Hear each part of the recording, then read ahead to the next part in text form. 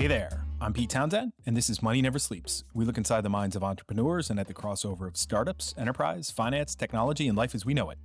As many of our listeners know, I lead the Techstars Web3 accelerator, investing in entrepreneurs building in Web3 and enabling the next wave of growth in the decentralized internet and in tokenized economies. Applications are now open for our spring 2025 class, so check out techstars.com/accelerators/web3 to apply. Returning from our summer hiatus, Laura Walsh joins the show again this week as guest co-host as we dive into crypto politics by unpacking Trump's campaign promises having to do with crypto. Laura and I worked together closely in the first 2 years of the Techstars Web3 Accelerator. Laura is a Techstars All-Star Mentor, advisor, founder, Web3 OG, and friend. In this episode, Laura and I are diving into a hot topic that's been making waves in both the political and crypto spheres. As the 2024 presidential race heats up, Donald Trump has been making some bold promises regarding the future of cryptocurrency in the United States, from boosting Bitcoin mining to shaking up the regulatory landscape. We'll take a close look at each of Trump's crypto promises, evaluating their feasibility and potential impact. We'll explore the claims about ending the so-called crypto crackdown, his pledge to fire SEC Chair Gary Gensler, and his ambitious goal of making the U.S. a dominant player in Bitcoin mining. We'll also discuss Trump's proposal to build a national Bitcoin stockpile, defend self-custody rights, along with his strong stance against the introduction of a central bank digital currency, or CBDC. But how much of this actually holds water? Can these promises be realistically fulfilled, or are they just campaign rhetoric designed to win over the crypto community? We'll break down each promise, tally up the results, and consider who in the tech and crypto space is lining up to support Trump, and why. By the end of this episode, you'll have a clearer picture on what's at stake and whether these promises could shape the future of crypto in America, or if they're just a play for votes. So, stay tuned as we unpack the reality behind the rhetoric, all right here on Money Never Sleeps. Laura Walsh, how are you? Happy end of summer. Yeah, I'm good. I know. We didn't really have a summer. I'm back in Canada. We had a week of hot weather and it's cold, cold, cold. From someone who's been in Southeast Asia for the past 12 years. It's cold, cold, cold. I'm sure they're glad to have you back, Laura. Oh, that remains to be seen, but I'm glad to be back with fresh air and space. All right. Listen, I am back. This is our return from summer hiatus. I called it my off-chain summer in that I took a break for a good 8 weeks from this. It was well needed. I say that every year, but this year I really meant it in that it was Hugh McGarr and I just went all in for the whole program, but especially the final 6 to 8 weeks of it were just big, heavy lift. Yep. So it was fantastic. We finally got this formula right for the Techstars Web3 Accelerator, but did need a little bit of a downtime. So took advantage of that. I was saying to Conan, our producer, mixer, editor, I'm feeling creative again. And here we go. So we're back at it. Good to be back. I love being on here, and it's good to see you back. So awesome. All right. Good stuff all around. Where this all started was Biden-Trump's debate back in June, I think it was. And Biden just did not do well. The very next day, I'm in the local fish shop, George's Fish Shop here in Stepaside, outside of Dublin. And I'm talking to David, the fishmonger. And I've mentioned him on the show before, and that he is someone who chops fish and curates fish and cares for fish during the day, but then trades markets at night, particularly on U.S. hours, right? You could do that when he finishes by 5 o'clock, whatever. I said to him, did you see the debate last night? And he's like, no, I missed it. I said, oh, it was absolutely terrible. And another customer had walked in right behind me. And while I'm talking to David, and I said, listen, I think Biden's done. And David's like, really? Yeah. And this woman chops in and says, no, absolutely not. And I said, listen, I've resigned myself to the fact that Trump will win. It'll be 4 more years. But you know what? We'll get past it. We'll get through it. And then he's gone. He'll either die while he's in office or he'll just be gone. And this woman flames right up. She's like, no, absolutely not. We cannot give in. It'll be terrible for the world. Terrible for the world. Terrible for the world. And I said, listen, I'm really not sure what's going to happen here. But in the worst case scenario, it's 4 more years. And then as we went through the summer, this led up to the appearance of Trump at the Bitcoin, the BTC conference in Nashville, Tennessee, at the end of July. And right around that time, and we'll get more into this and into the detail, is that all of these crypto and tech bros started jumping onto the Trump bandwagon. And I just thought it was kind of ridiculous. And that if you think back to what we've survived over the past, not even past 4 years, the past 15 years, in terms of all the toxicity, all the venom being spit at us by those who just look at crypto in an uneducated way, that I just thought, listen, we've survived so much already that whatever the next president does or doesn't do with regards to crypto is not going to matter, because this is a long-term view. And that personally, I think it's bad for the world if the U.S. puts Trump back in the White House, but others disagree. David the fishmonger, case in point yesterday, was like, no, he actually sees it the other way around. He thinks that it's safer for the world if Trump's in the White House. So who knows, right? All bets are off. I really don't dig too much into the political side of things these days in terms of being completely familiar with all the issues, but I just know what Trump is, what he stands for, and I think the world is safer without him in office, right? That's my opinion. So what I wanted to do was just kicking back to the Bitcoin conference in Nashville, where he made these promises, these 5 or 6 promises, campaign promises. I say that, it's a bit of a loaded sentence. I wanted to step through and unpack them to see if these were realistic or not. You think you're up for the task? I will do my best. All right. All right.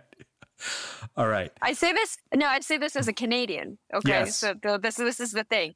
At least you're American. I'm going to get the blowback that Adam Cochran gets on Twitter every single day. Like, how dare you opine on U.S. politics as a Canadian? However, what you need to understand is we are the mouse underneath the elephant, or on top of the elephant just waiting to be crushed, or the nice apartment above the meth lab, whichever analogy suits you best. Yes. Waiting for you to explode. But also, when it comes to Web3 and crypto, what we need to look at is actually the U.S. is, even with its crypto crackdown and Operation Choke Point 2.0, it's still more open to Web3 and crypto than Canada is. Okay. I didn't know that. Absolutely. Because the way Canada works, for some reason, it seems to be whatever Ontario, that's the most populous province, not the biggest, but the most populous one, where Toronto and the nation's capital, Ottawa, is. Whatever they decide to do, the rest of the country just follows along. Like Binance got banned in Ontario. And so basically the rest of the country, nobody can operate with Binance. So I can't have a Binance account as a Canadian citizen. They've just cracked down on a lot of things. And I think that started back with, what is it, Quadriga? Mm-hmm. Remember the Quadriga? Yeah. And that was by Canadian for Canadians. There are a couple of Canadian companies still, valiantly trying. But since our conservative opposition leader, the leader of the Conservative Party, took on crypto as a bit of a, hey, this is a hedge against inflation, the rest of Canada that is not conservative in nature has had a knee-jerk reaction to it and said whatever he supports is bad. Okay. So crypto is bad. And the Convoy people were raising money via NFTs and crypto and taking crypto donations. So again, everyone on the liberal bent or on the left has had this knee-jerk reaction of, oh, this is a joke, crypto's a joke, funny money, fake money, scammers, grifters. And there's no nuance in this conversation. So America's still a little bit more open, at least, and willing to have real conversations about it. Canada, it's just, at least in the political realm, it's treated as a joke. Okay. Interesting. And if you're looking into it, you're looked at with a very strong side eye. Okay. Yeah, and from the mainstream anyway.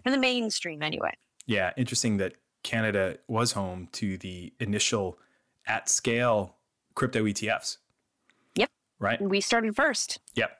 We had them first. We still have them, but we had them first. But anything trading self-custody, anything like that is still looked. You mention crypto to anybody who's not in the space, and they're just like, oh. Okay. The wrinkle of the nose. Nobody can see my face, but it's that disgusted, wrinkled nose face where it's like, oh, you're one of those.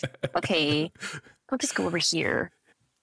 But whatever the U.S. does usually with crypto will trickle in to Canada, and it's usually pretty relevant. But on this, we're kind of looking, well, those in the industry are looking on a bit enviously. Like, at least you guys are talking about it. Yeah, a lot of the rhetoric has been, listen, they're talking about it. Yeah. That's a win, right? Getting a former president and a presidential candidate to go speak at a Bitcoin conference is a win, right?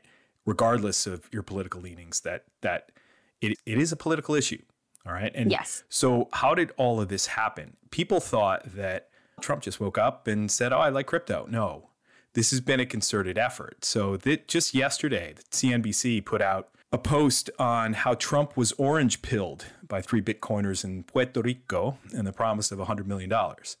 And orange pilled, as you know, orange is a Bitcoin color. So if you take the orange pill, like in the Matrix where you take the red pill, then you're a believer in Bitcoin or you're a fan of Bitcoin. Right. Like I said, this was a concerted effort. So back in March, the CEO of media group BTC Inc., David Bailey, who organizes the conference in Nashville, started talks with the Trump camp.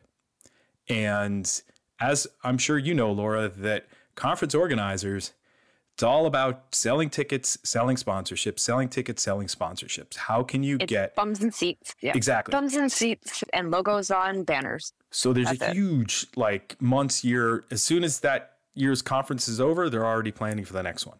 And who can we get that's bigger, better, louder, wonderful? And so David Bailey had been working on this for a while, and started some talks. In April, Trump launched his latest non-fungible token collection on the Solana blockchain. And then in May, he became the first major presidential candidate to accept cryptocurrency donations. He started talking about, shortly thereafter, on the campaign trail, about defending self-custody of crypto. He said at the Libertarian National Convention in May to keep Senator Elizabeth Warren and her goons away from Bitcoin holders, okay? Goons, hired goons. Her goons and the hijinks. Hired goons. Yeah. And then in early June in San Francisco, technologists, as they're being referred to, crypto execs and venture capitalists paid up to $300,000 per ticket to join a Trump fundraiser, which ultimately raised more than $12 million. And this was hosted by tech investors and podcasters. Is there some alignment there? Besties. There's the besties. From Jason the All-In Calacanis podcast. and his all caps rants. What's doing? Yeah, so that's the All-In podcast. And David Sachs and Shamath Palihapitiya. This was hosted by the two of them at a San Francisco mansion on the June 6th. And then it was the 27th July when Trump actually spoke at the conference. So I didn't see any, I haven't listened to that podcast recently. I didn't hear any of the rhetoric back and forth between Jason Calacanis and the other guy, David, they call him the Queen of Quinoa, David Freeberg. But I did see something on Twitter. Jason said, it popped up on my notification, something about David Sachs and I disagree on things from time to time, but we're still besties, blah, blah, blah. So I'm assuming it has to do with Trump, right? Yeah. So it's absolutely to do with Trump and his rhetoric. Exactly. Even though this conference was a month ago at this point, a month to the day, that I wanted to cover this because of two reasons. One, just that report from CNBC yesterday and some history behind this. And just to say, listen, this isn't just Trump opening his eyes to crypto. This is a concerted effort to get this on the agenda for political purposes, but also for selling tickets for a conference. All right. Mm-hmm. And so he got up there and spoke, and apparently he wandered around verbally for about an hour and was talking about anything and everything under the sun. And then eventually he did get into crypto. Let's run down through these promises here. So Trump's actual promises, and these are campaign promises, things that he says he will do if he's elected. And Bradley Tusk, who we had on the show years ago, who is a former political advisor turned VC and an early investor in Uber, and is an expert at handling the regulatory hurdles that early stage startups may run into that would prevent them from scaling, and i.e. Uber, that when we had him on the show, he said all except one of the politicians he's ever met, and close enough to have done some work for, he worked for quite a number of them, have one thing in mind: votes. Yep. That's it. That's it. How am I going to get the votes? I don't care about education on any of the issues, just how am I going to get the votes? He said the one person who actually looked at the campaign promises and said, how are we going to put this plan into action, was Michael Bloomberg. And Oh, wow. that Michael Bloomberg called a city councilor who he had vouched for and who had won the election into his office and said, all right, these political promises you made, show me the plan to put them in place. And this was after he got elected.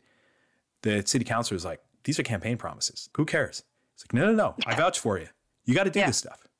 Right? Now, nobody's going to be, climbing up Trump's back to say, make sure you do all this stuff you said you were going to do if he gets elected. So I think the crypto bros will. Some of them will be all over him. I don't think it will hurt his base.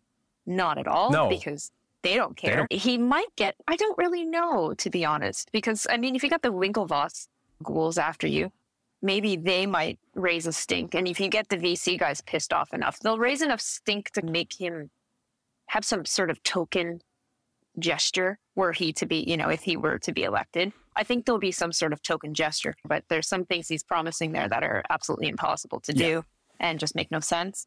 It's just red meat to the single issue voter. That's it. Like I'm a single issue voter, which that's a whole other kettle of fish that is just, I'm sorry, the height of myopathy. And it's myopic and frankly dumb. I don't understand being a single issue voter because as people, we are not single issue beings, but everyone can vote the way they want. But I think he'll throw some sort of bone. I think he will. And I think there's one or two there that will be an easy, there's the bone, right? And one of them I think might be in this first one, which is ending the crypto crackdown. So as a lot of folks know, Elizabeth Warren has some kind of dirt on Joe Biden.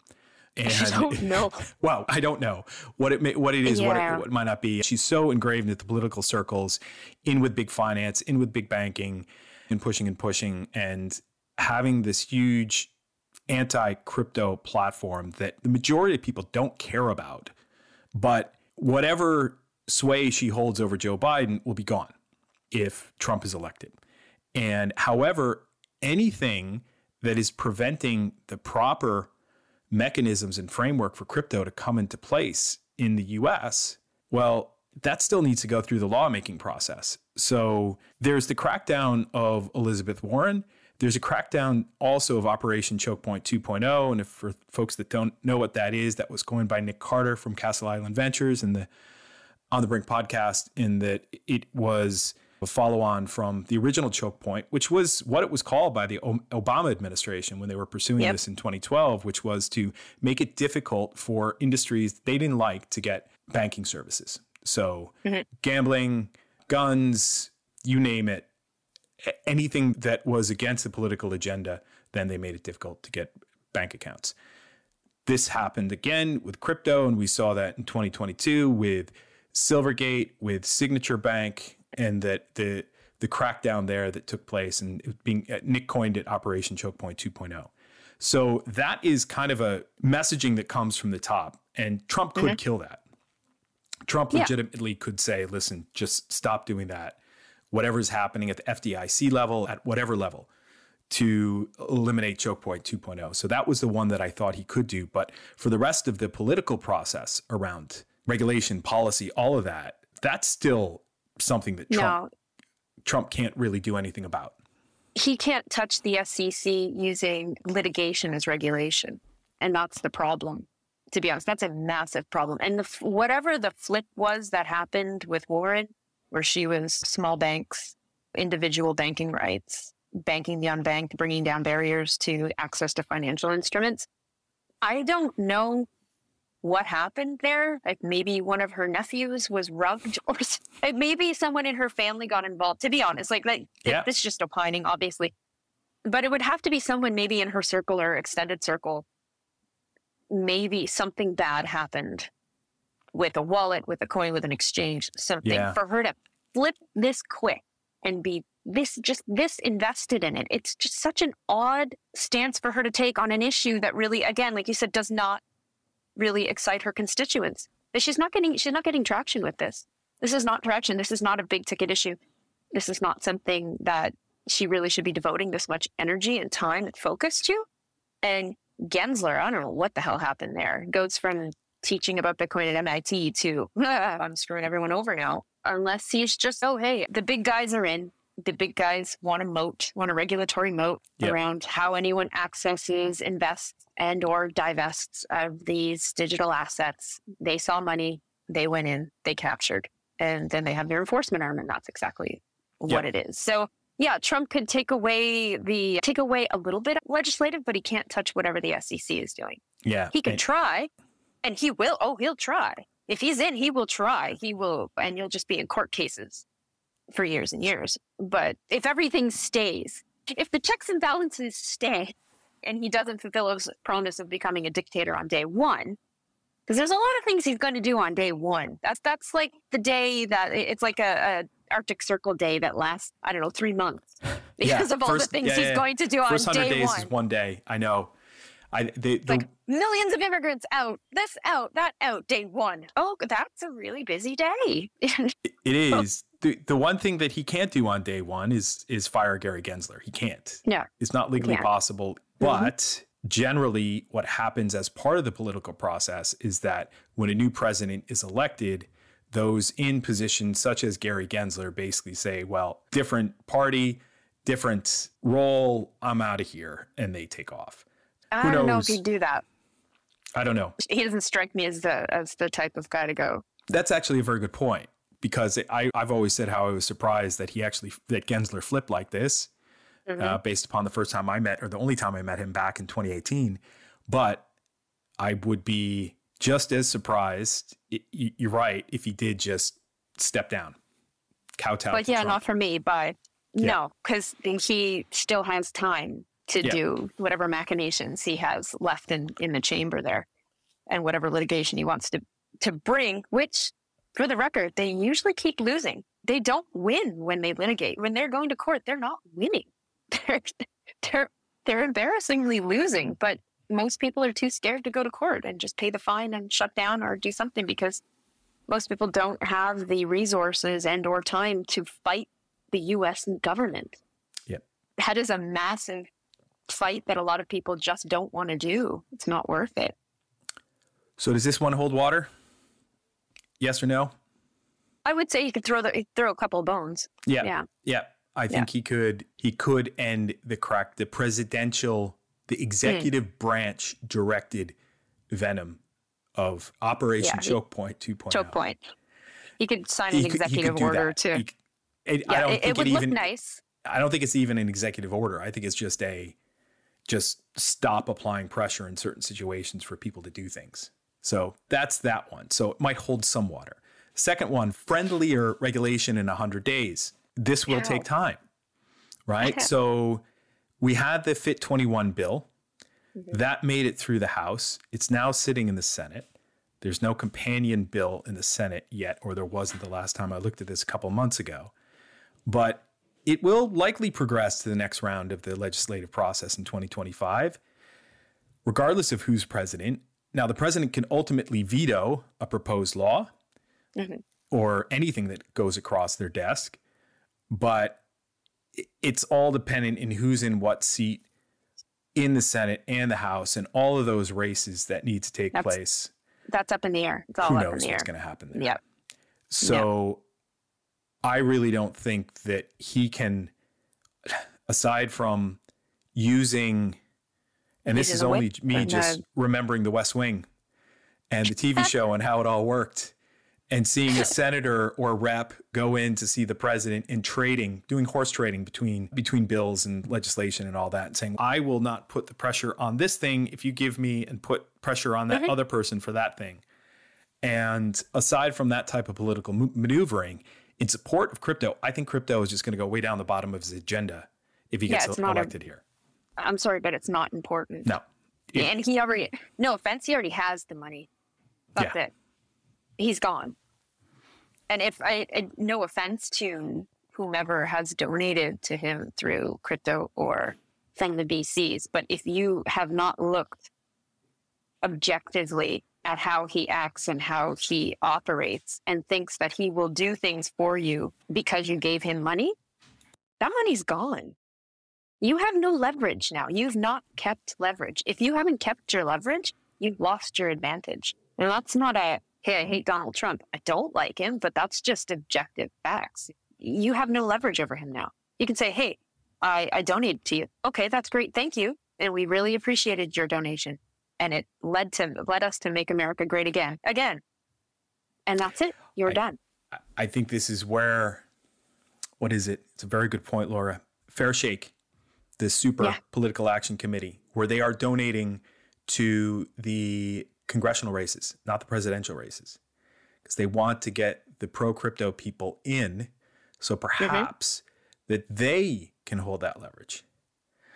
And that is just, that is a big jigsaw puzzle of hope right there. To be honest, if you look at the American political system, you should be targeting way more grassroots and lower level political office. You should be very involved in state races. Yes. For governor, for senator. That's the way America is set up is a bit different than Canada. Our provinces aren't as autonomous. Your states are literally united states. They're little countries within countries.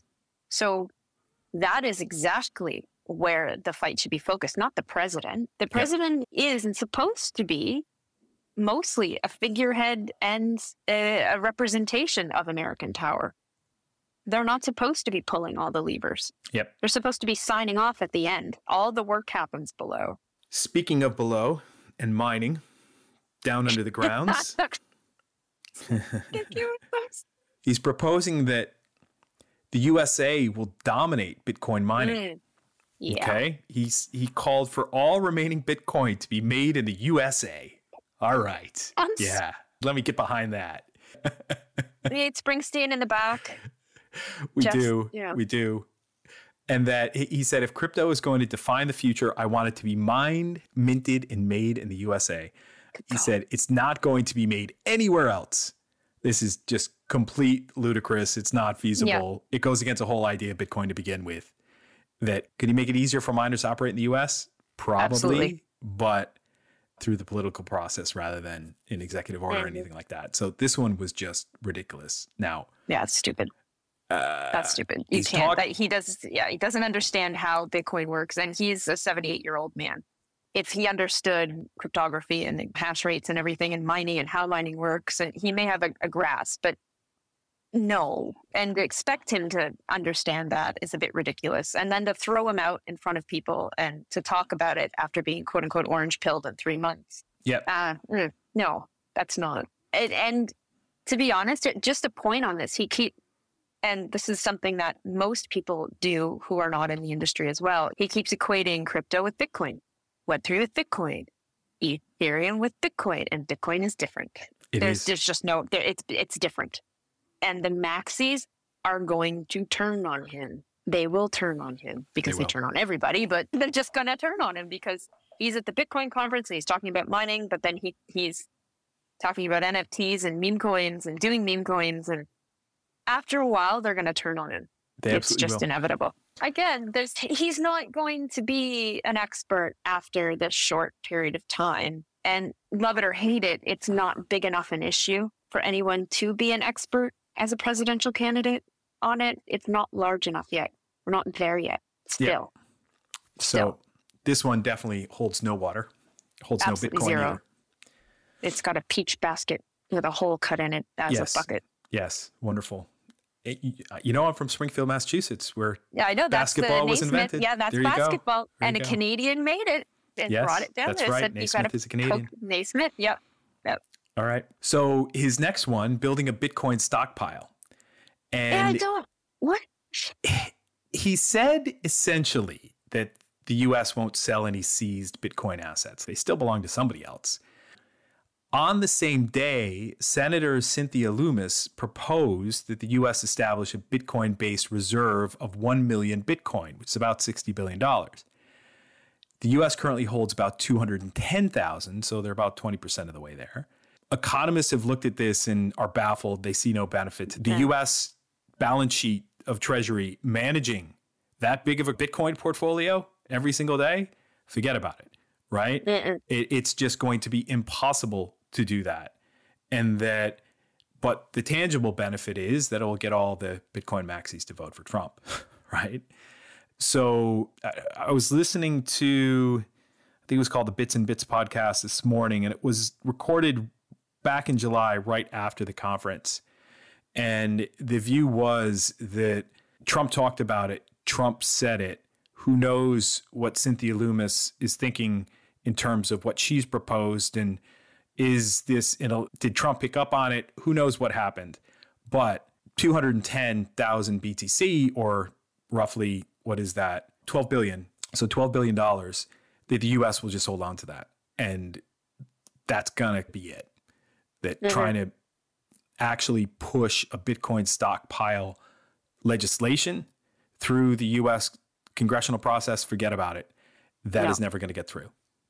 Also, now this may expose my ignorance, and that's fine.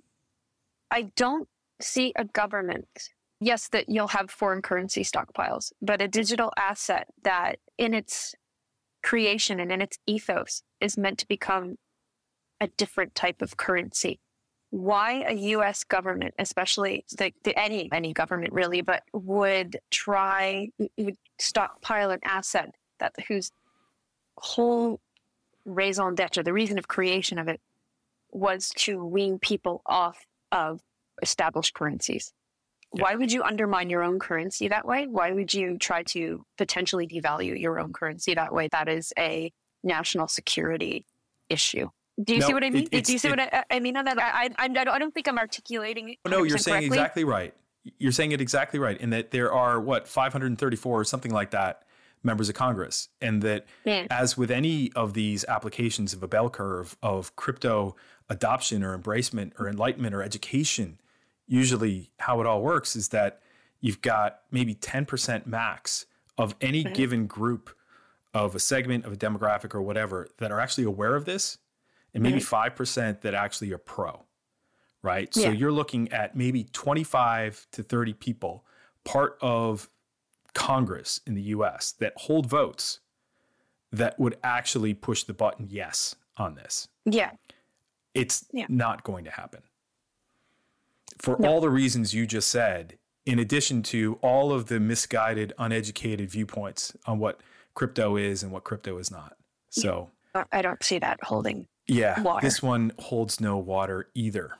Well, there's another option there where you're saying managing their portfolio is unnecessarily complicated. However, they could always contract BlackRock. They could. Or whomever else, and I'm sure they would more than happily manage that for them for a nice 20% fee. Oh, they will. Oh, that's you look at institutional investors across the USA right now, or across the world right now. Like, yes, please, stockpile. Yeah, give it. That whose economists and advisor economists have said to these institutional investors, listen, crypto has become an asset class, mainly with the institutional investor interest of being Bitcoin and Ethereum, that is part of the global macroeconomic allocation. So you should be allocating some assets in your institutional investor portfolio to different exposures in crypto.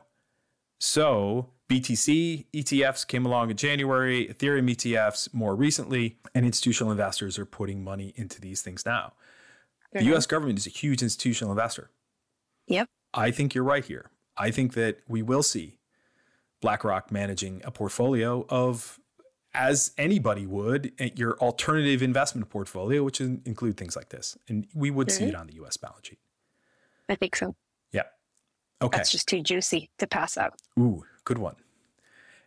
And let's see where Gensler's next job is. It's not going to be with BlackRock. We'll see. All right. Next one that Trump said he was going to make happen was saving self-custody. He said he'll defend the right for crypto to be held in a self-hosted wallet like a MetaMask wallet. Now, the FIT21 Act is ahead of Elizabeth Warren's Digital Asset Anti-Money Laundering Act in the political process. And the FIT21 bill introduces consumer protection around self-custody. So I think that regardless of what Trump says or what he does or doesn't do, that if the political process as expected continues around the FIT21 Act, that we would have got self-custody protection anyway. So all that he would need to do for this promise to hold any water is for him not to veto it when it comes across his desk. And eventually, hopefully it will. Maybe express approval. Yep. Make his wishes known. Yeah. Basically to his base or the majority leader. So I don't think I want this to happen. I don't think he will save self-custody, but I think the legislative process will do that anyway before we even get to him. It would be regardless of who's president. Yeah, let's hope so. Although I think by default that while he's in office, would self-custody be saved? Perhaps, yes, but not by his. Not by his executive order, no. Yeah. Finally, actually, no, sorry, 2 more left. There's 2 more. I know there's one that I completely agree with. The next one, no CBDC, or central bank digital currency. So Trump effectively said, not on my watch, with the rhetoric on the surveillance ability, if that's a word, that a CBDC would deliver to the U.S. government. Yep. And that even if the U.S. did go there, in my opinion, it wouldn't happen in 4 years. So by default, that it would look like something that he said wasn't going to happen. I don't think it's going to happen anyway. I think the bigger issue is how do you retain and build on dollar dominance around the world? I think doing so with things such as stablecoins are going to be a hell of a lot more effective than anything having to do with a U.S. issued central bank digital currency, with probably tons of restrictions programmed in on who can hold and where and what and when and the type of wallet and all those kinds of stuff. Yeah, no, CBDCs, I'm very anti. I'm not a fan I've not wavered. I've not wavered from that just because, and I never thought I would say this in my entire life. I absolutely agree with what you said about the surveillance capabilities. Well, keep in mind, he started banging on about CBDCs a while ago, right? He did, yeah. And said, we're not doing it. And it's the whole, not kowtowing, but saying that to anybody who says, listen, I don't want the U.S. government looking over my shoulder. Okay? Yeah. I don't want them knowing my business. I don't want them knowing what I'm doing and where I'm spending my money. And if there's a central bank issued digital currency, then they could expectedly have this ability to do the surveillance to see who's spending what. Banks already do this. Remember the issue we had with the ESG, not debacle, but they're denying financial instruments to people based on their ESG score, which is, I don't know, that's borderline dystopian to me. Are you absolutely kidding? So your purchases are already being monitored, obviously, through your bank or whatever else you use, your credit card company. They're already being monitored. A CBDC is, some could argue, it's just the next logical step. However, if you just extrapolate from that, and that's not going on a slippery slope or rabbit hole, but literally this is already happening in some other countries where they're like, no, we want to restrict the purchase of certain things. Say we want to restrict alcohol and tobacco sales. So you can't use your CBDC for that, or you've bought it 5 times in the past week. And so, naughty, we're going to restrict that. My own government has frozen people's bank accounts for donating to unsavory political, I would say political, but I don't think it's political. I think it's just anarchist in a way. I don't agree with their premise, but I also don't agree with cutting off people's access to their own funds. I think that was a step too far. And again, I'm not a conservative supporter, but I don't support cutting off people's access to their money. And in the US, people I know look, I can't pay my rent in one payment because my financial institution limits the amount of money I can send at one given time. So I can't pay my rent in one go. Yep. With whatever app you're using, Zelle or Cash App, or what's the other one? Venmo. We don't have any. Venmo, yeah, we don't have them up here, so I can't use them anyway, but I know about them. And I have Interact, which is so antiquated. You can send money through emails, basically, through your bank. But the limit there is $3,000. Now you want to buy a car. Wow. You can't buy a car. I can't buy a car. I have to go get a cashier's check or something. Or if I have to do a wire transfer, and maybe it'll clear in 5. This is ridiculous. In one way, I'd say Thailand is ahead of you, where I can just scan a QR code with my phone and instantly send money, no problem. And my limit, I think I can personally set my limit up to 5 million baht, which is like 30, 60, maybe $200,000. There you go. Okay. Buy. There's new restrictions and whatnot coming in now where anything over 50,000 baht, which is a little under $2,000. They're, what are you doing? And we want your retinal scan now. Yeah. God. Okay. Yeah. So it's coming everywhere, but that's to get in line with the US. And I don't know how many times I've had to tell them, I am not American. You don't have to report my bank account to the United States. I have no connection with it whatsoever. But to the untrained ear, you sound like you might be. So. Yeah, I know. But I can hear the good old Canadian accent coming back on full. It's coming in a little bit. Coming in a little bit. I haven't gone home though, so the accent's not fully out, and I'll start sounding like I'm from Cork or something. You might. But listen, on CBDCs, although I don't expect a CBDC in the 4 years of a potential next Trump presidency, and perhaps hopefully there will never be one, but he's not going to have anything to do with it. So that I don't think that one holds water. Last one, release Ross Ulbricht. This was at the Libertarian National Convention in May. Trump promised to commute the lifetime prison sentence of Ross Ulbricht, who created the darknet marketplace Silk Road in 2011. He said he's already served 11 years. Let's let him out. And he got a massive cheer from the crowd at that point. Almost as big as a cheer when he said that he was going to fire Gary Gensler, which he can't do. So could he release Ross Ulbricht? Of course he can. Yes, he can. He can commute the life sentence as the president has the right to do. So that one does hold water. Okay. He could also bring Snowden back. I don't think he will. He could let Sam Bankman-Fried out. Yeah, I don't think he'll do that. I don't think he likes him. He'll probably call him a weenie or something. But yeah, I'm not going to opine on whether I agree or not with that one, because that is, and that just, but he might get a little bit of more traction with that, with the recent arrest of Pavel Durov, of the Telegram CEO in France. Yeah. There's a lot of chatter going on about, look, I just made the code. I'm not responsible for what happens on it. But day-to-day people, you're not terminally online and you're not terminally crypto people aren't the biggest fans of what happens on these platforms. So they would want someone to hold responsible for that. So I don't see him doing it, but could do it. Whether he does do it or not is another, is a whole other kettle of fish. True. Can he? Yes. Will he? Don't know. So let's tally him up. Okay. So ending the crypto crackdown, we said might hold some water, but he can't fire Gary Gensler, and that he's still dependent upon the political process, the legislative process. Okay. Friendlier regulation in 100 days. We said, no, that does not hold water. He's not going to be able to really do much about that in the first 100 days. Build a Bitcoin stockpile. That's a no. That's just not going to happen. Dominate Bitcoin mining. That's a no. That's not going to happen. He can't promise that every Bitcoin will be made in the USA. That's not possible. Could he dominate mining? Yeah. Dominate? Yes.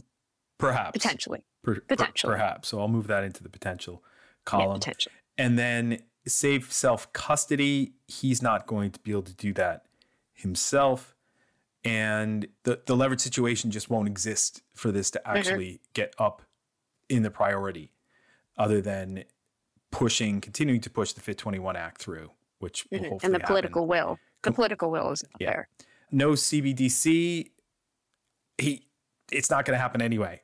But could he completely stop it? He could. Yes. He could. Yeah. And then release Ross Ulbricht. Yes, he could. So I've only got, out of those 1, 2, 3, 4, 5, 6, 7 things, I've only got one definite yes that he could probably do, which is release Ross Ulbricht, and that the CBDC he could, but it's not going to happen anyway. Yeah, it's a moot point. So those that are lining up to support Trump in saying, listen, I'm switching my allegiances here from the Democrats to the Republicans. Because I'm a single issue voter. Yeah, exactly. Mark Andreessen, Ben Horowitz, David Sachs, Chamath Palihapitiya, as we've talked about, Elon Musk, the Winklevoss twins, as you mentioned.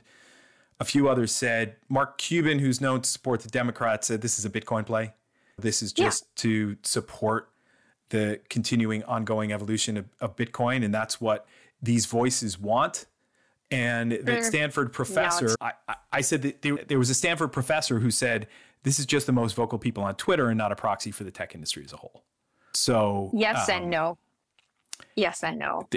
There's also this expectation of a more relaxed stance on AI if you get this type of approach in. And I think that's just, I don't think that's realistic. No. And Elon Musk came out, what was it today? Earlier today? Or late last night, saying that he supported the California bill to regulate AI. Now people are like losing their minds. But he just wants a regulatory note around AI so that OpenAI doesn't have a lead anymore. So, he's just angry at Sam. And he wants he wants to get back at Sam Altman, and that's it. Like nothing, I don't think anything is strategic for Elon. It's all vibes and feelings, and he just runs with it. Vanity, vengeance, ego. Vanity, ego. Vengeance, and votes. Yes, and ego. Yep. Yeah, it's just ego for him.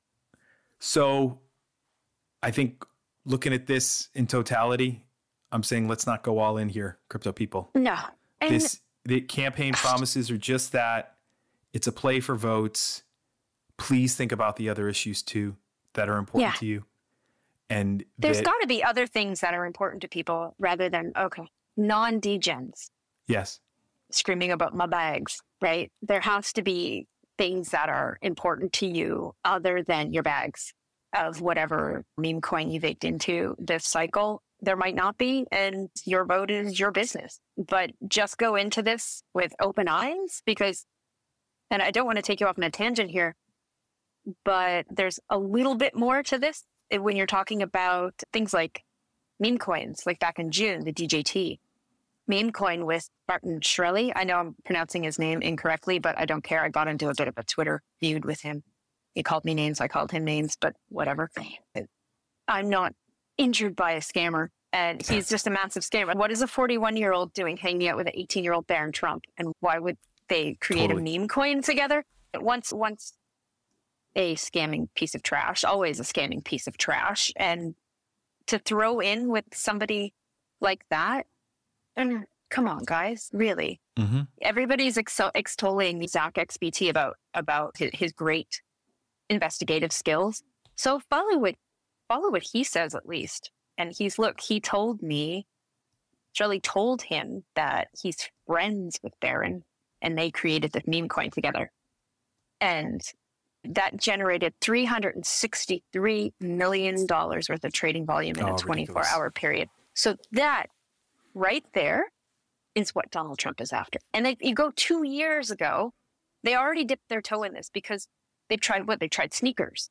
They've tried steaks. They've tried bobbleheads, plushies. The MyPillow guy is bankrupt and his whole family has left him for doing this Trump stuff. But 2 years ago, he tried the Trump digital trading cards. Yep. Which are worth nothing now. The last update was 2 years ago. One account on OpenSea owns like 992 of them. And most of those were transferred. So come on, man. It's scam after scam. It's constant carnival barkery of what can we grift now. If your eyes are open to the grift and he's grifting you and you're like, okay, but I still like his stuff, go ahead and fill your boots, knock your socks off. But don't go in saying he's going to fight for us because he only fights for himself. That's it. It's a very selfish man, which I think is why those VC guys are like, all the masks are off. Masks are off. People are showing you exactly who they are. Oh, totally. Believe them. Totally. Believe them. And I'll tell you what, and I'll leave you with this. It was Christmas. I was back in Western Massachusetts at my parents' house and told my uncle about crypto and explained it to him a bit. And he is a Trump supporter. And now he must be. So that's what Pete was talking about. Yeah. So sorry, Uncle Pete. Sorry to open your eyes to this. Okay. My namesake was named after him. But listen, Laura, thank you for stepping through this with me, for helping me to unpack it. And not a worry. I am excited to see what happens over the course of the next 2 months with this election. Again, as long as they vote, right? As long as they vote, get out there and vote, people. As long as they vote, just vote. Exactly. Again, I'm Canadian, so I can't, but vote. I've got my ballot. Vote your conscience. I got my absentee ballot, so I will be voting. Good. Vote your conscience. Thank you, Laura. You're welcome. Till next time. See you later. That does it for this week, folks. You can learn more about the topics we covered in the show notes on our website, moneyneversleeps.ie. Thanks to Laura Walsh for the awesome insight she shared in co-hosting this episode with me. If If you like what you heard, please leave us a rating and a review on Apple Podcasts or Spotify, as it helps others to find the show. Also, thanks to Conan Brophy from Create Sound for mixing and editing this episode. Conan is an excellent media man to get in touch with when you're thinking about launching your own podcast. As for me, I'm an early-stage startup investor focused on where fintech meets crypto and crypto meets Web3, and I lead the Techstars Web3 Accelerator. And applications are open now for our spring 2025 class, so check us out on techstars.com/accelerators/web3 to apply. There are plenty of links in the show notes on moneyneversleeps.ie on how to get in touch, so don't hesitate to reach out. Finally, till next time, thanks for listening. See ya!